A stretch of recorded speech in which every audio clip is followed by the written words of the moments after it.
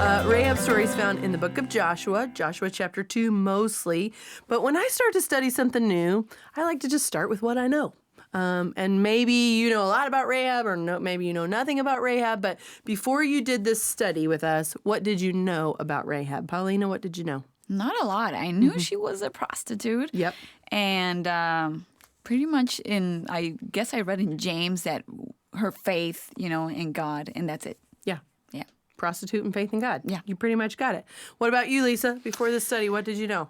Yeah, I mean, similar. Prostitute stands out. So that's something you just don't forget.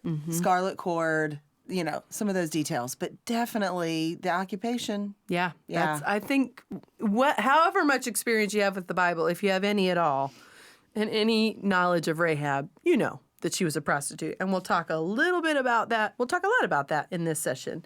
But let me paint the picture for all of us to remember what's going on here in the bigger picture. So the Israelites had been promised this land.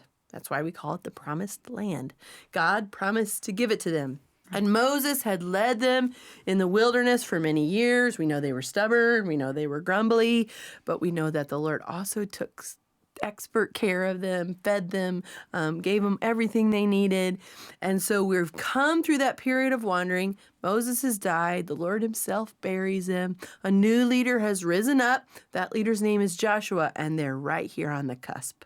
They're on the cusp of the promised land. They're about to go in to their first battle, and that's where we're going to meet Rahab. So based on what you know, all you know is that she was a prostitute, basically. And the subtitle of this study is Tracing the Thread of Redemption. So based on the fact that you just know she's a prostitute, would any of you chosen her as the poster child for redemption?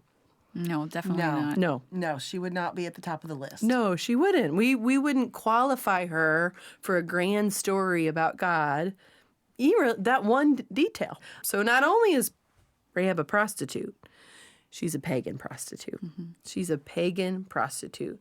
And yet, as we'll learn in these sessions, maybe for the first time or maybe discover again, Rahab's story, the story of this pagan prostitute, shines a white-hot spotlight on the redemptive plan of God.